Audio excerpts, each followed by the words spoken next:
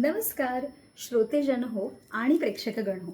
मी तुमची गायत्री आज काहीतरी एक मुद्दा घेऊन आले, एक विषय घेऊन आलेले आहे. विषय सुरू करण्याआधी माझा लुक बरोबर आहे का? ही चंद्रकोर, ही नथ, ही ठुशी आणि ही पैठणीची टोपी बघून विषय तर नक्कीच तुमच्या लक्षात आला असेल. विषय आहे माझा महाराष्ट्र. आणि महाराष्ट्र म्हटला की पहिली गोष्ट जी तुमच्या लक्षात येते ती आहे मराठी आणि मराठी बाणा. आणि हा मराठी बाणा काच होतो माहिती आहे आमच्यामध्ये किंवा आपल्या सगळ्यांमध्ये? मराठी म्हटलं की एकदम मराठी बाणा का निघून येतो बाहेर?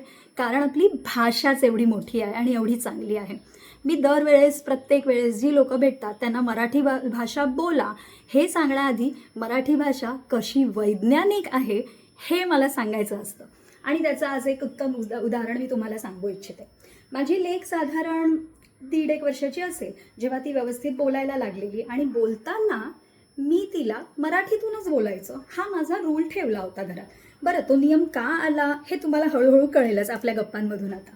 अच्छा, सो आता काय झालं, मी मुलीबरोबर लहान असताना खेळत होते आणि खेळताना माझ्या लक्षात आलं की अरे आज आपल्याकडे नवीन काहीतरी गेम खेळूया. आणि त्यामध्ये मी तिला सांगितलं, रुद्राक्षी आपण आज फक्त बोलणार आहोत.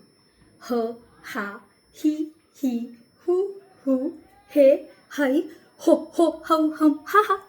झालं काय, तिला हा गेम हसण्यासाठी म्हणून तिने ह, हा, ही सुरू तर केलं, पण इव्हेंच्युअली पुढच्या 3 वर्षाची ती होईपर्यंत तिची पूर्ण बाराखडी अगदी व्यवस्थित पाठ झाली होती. बरं, हे एक्झाम्पल किंवा हे उदाहरण काही तिने काय कर्तृत्ववान केलं या बाबतीत नक्कीच नाही आहे. हां, मुळात झालंय काय, या सगळ्यामुळे तिचे उच्चार एवढे स्पष्ट निघाले ती कधी बोबडं बोललीच नाही. आणि बोबडं का नाही बोलली याचंच आता मी आज एक्झाम्पल देणार आहे. सांगायचा मुद्दा हा, तुम्ही जेव्हा मराठी बोलायला घेता तेव्हा तुम्ही तोंडाचे प्रत्येक अवयव यूज करता आणि हे मी तुम्हाला आज दाखवणारच आहे करून. जेव्हा तुम्ही क, ख, ग, घ हे जेव्हा यूज करता तेव्हा तुम्ही तोंडाचा एक मागचा भाग यूज करताय. तो बेसिकली तो एक भाग तुमचा यूज होतो आहे.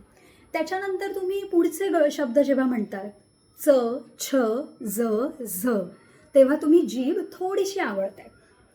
ट, ठ, ड, ढ तेव्हा तुम्ही तुमच्या तोंडातला वरचा भाग ज्याला टाळू म्हणतात तिथे तुमची जीभ टच होऊन आणि मग तुम्ही तुमचा तो शब्द उच्चार करता आहे. अजून थोडं पुढे जाऊया.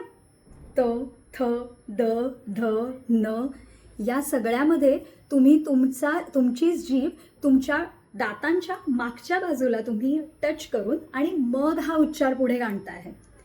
हे सगळं कमी आहे का? कारण ह्याच्यामध्ये आत्तापर्यंत तुम्ही जीभ, टाळू, तुमच्या गळ्याचा वरचा भाग आणि तुमचे दात यूज केले.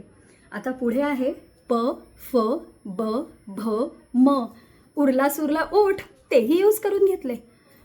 एवढं कसं सायन्स याच्यामध्ये वापरलं जाऊ शकतं?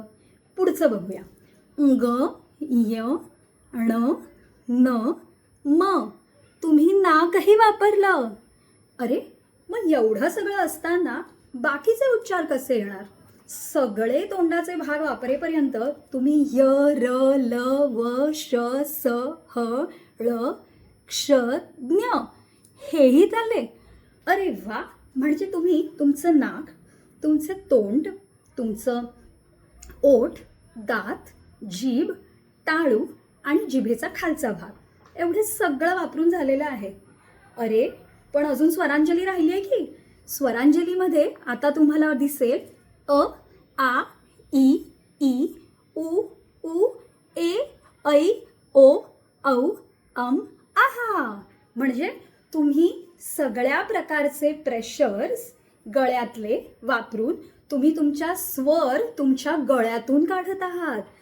तुम्हाला कळतंय तुमचं विज्ञान आणि तुमची मराठी भाषा ही किती संलग्न करून मराठी भाषा लिहिली गेलेली आहे.